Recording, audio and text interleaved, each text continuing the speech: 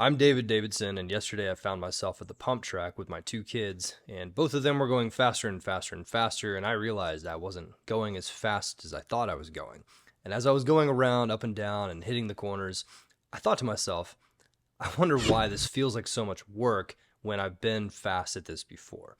And so what I'm going to show you in this video is exactly how to pump, how to time your pump, and how to do it simply in a way that no one else is talking about. It got me thinking, okay, what is the real reason why we accelerate forward, and why do we actually feel a sense of flow at a pump track? And look, here's the thing. The truth is that everyone's going to tell you when to be heavy, when to be light, and when to pump, but it doesn't actually help you with your timing, and more importantly, it doesn't help you feel like you're rocketing out of the corners, and it doesn't even feel good. Now, I'm the co-founder of Mountain Bike Academy. First thing you need to do is stop worrying about where you need to be heavy and where you need to be light and where you need to pump, okay? For those of you that don't know what a pump is, most people call it a pump because you're pushing your hands down and you're pushing your feet down. What it really is, it's the ability to accelerate forward by exploding our body further away from the bike. So another way to think about this, it's not about heavy or light, it's about accelerating forward with downward might. Now, the very first secret that I'm going to let you in on, and this is something that everyone overthinks and gets wrong quite often, but it's simply just put your torso where it needs to be. If you're on the track and you're thinking, where do I pump? How do I pump? It's really simple. If the trail goes up or if the pump track goes up, you need to put your torso up higher before that. So in other words, you need to push down right here.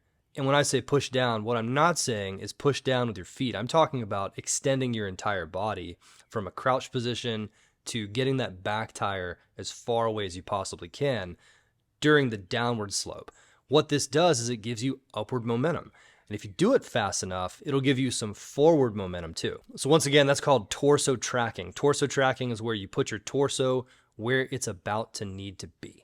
Practice this one. Now, this second technique, it's called the explosive eagle strike. And when my kids heard about this, they grew more chest hair than I have, which is not saying much anyway. Well, anyways, it works really great when you do this kind of a move. Now, check out this cool picture of an eagle. It doesn't look exactly like what you need to do, but it sure feels like it. And that's what I want you to get next time you're out at the pump track. It's the feeling of aggressively moving your torso up and away from the bike. Now, a tiny tip on this, I've noticed that in general, it just feels like my belly button or the center of my mass is roughly over the bottom bracket at all times. If you feel like you're rocking forward or backward, it might not feel as comfortable as if you just keep everything centered over the bottom bracket. When you explode your torso away from the tires, straight up, what happens is you create a force that goes straight down. And if you do it kind of like this amazing explosive eagle shape, not only will your patriotism double, your testosterone will triple, and your wife will ask you how you got so good at mountain biking so quick, it'll also make you go forward pretty fast too, which is a nice little side effect. Once you've used torso tracking to put your torso where it needs to be, and once you've used the explosive eagle to create some momentum, then what's going to happen is you're going to shoot forward. And now you have three choices. This is the third part of the Trinity. You can either soak it up like this, and what this does is it keeps you very close to the ground, and it's also probably one of the best ways to quickly get another pump in on the next downslope. You can also manual. A manual is a really good way to keep your torso up high so that you can suddenly drop it down into the next trough of the pump. Or what you can do is you can just jump it. And this one's cool because it allows you to jump over obstacles and it allows you to carry that forward momentum without having to worry about moving. You just hang out in the air. It's really fun. Now, here's what I don't want to stop. Pumping is only part of the story. And if you want to be someone who gets to stop and smell the brake glaze and really enjoy it out there, what you need to do is learn how to pump the corners. This is one of the most overlooked aspects of the pump tracks.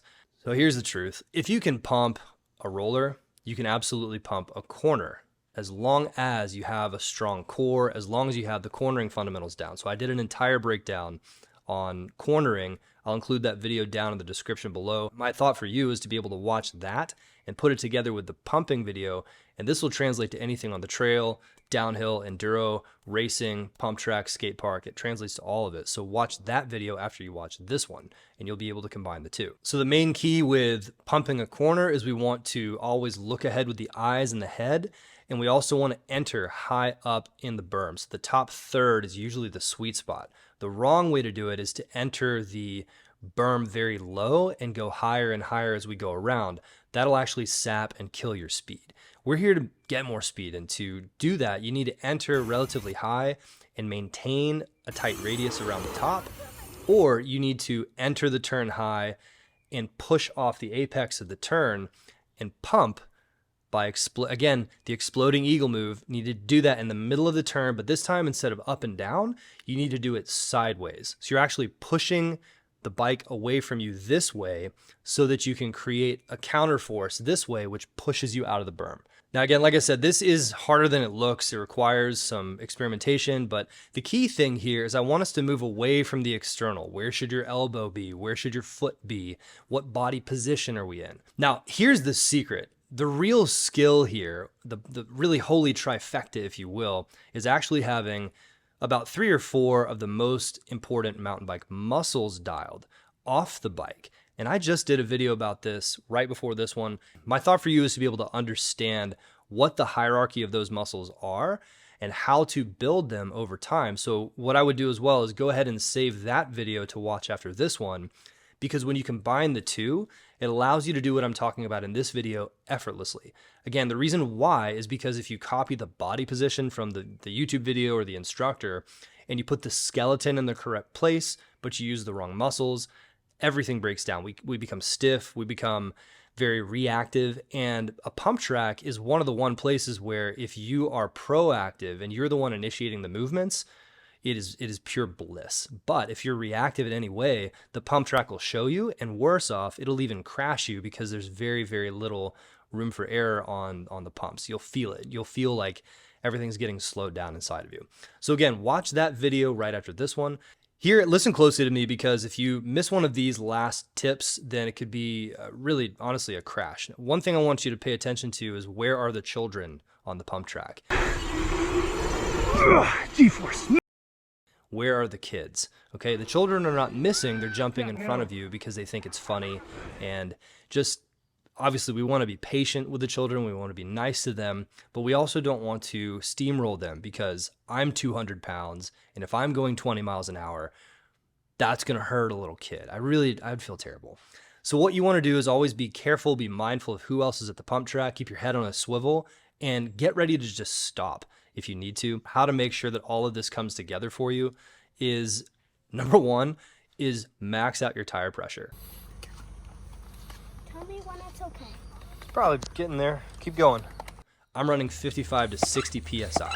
55 to 60 PSI means that 1, the tire won't fold over. 2, it means that everything is predictable, and therefore your front tire doesn't get caught and you don't get put over the bars because your tire pressure is too low. Number 3, you absolutely have to have high tire pressure so that more of the energy when you're pumping gets transferred from the body to the forward momentum that we're trying to achieve. If you have low tire pressure, it'll feel terrible and you'll go a whole lot slower. Also, when you are setting up your bike, really highly recommend a hardtail. Anything besides a hardtail is just it's not gonna work very well at a pump track.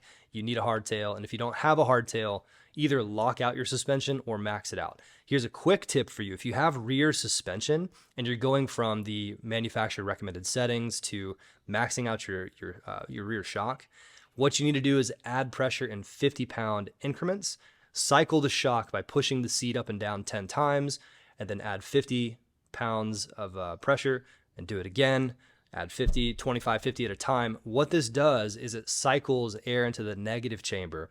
If you go and pump your rear shock from 150, if that's your trail setting, up to 300, and then you stop, the very next time you get on the bike, all the pressure from the positive chamber is going to leak into the negative chamber, and you'll end up with about, 220 pounds of pressure, and then your bike will be less supportive than it could be, and you'll think, okay, I'm maxed out, when you're really not. Little tip for you there. Final thing you want to do as well is you want to set your compression settings to more compression damping as possible if you do have a trail bike.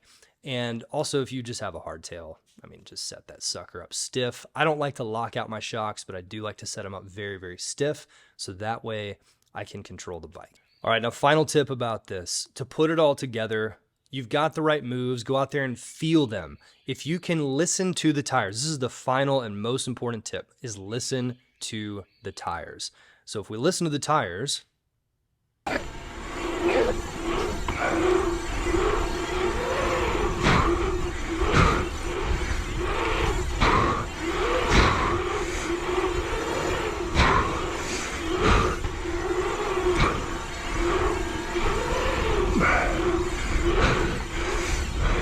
what you want to do when you listen to the tires is listen to how you're accelerating and listen to the sound of high pressure. Again, when we're doing the explosive eagle, we are moving away from the tires as fast as possible.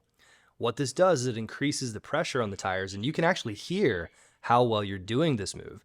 And if it just kind of sounds like wah, wah, wah, if the sound of the tires going over the asphalt is about the same, you might not be pressing hard and fast enough. This is 100% about your athleticism and not really much about your technique. So what you want to do is see if you can make the tires make just a huge sound. Make the sound more bigger on the down slopes. It's that simple.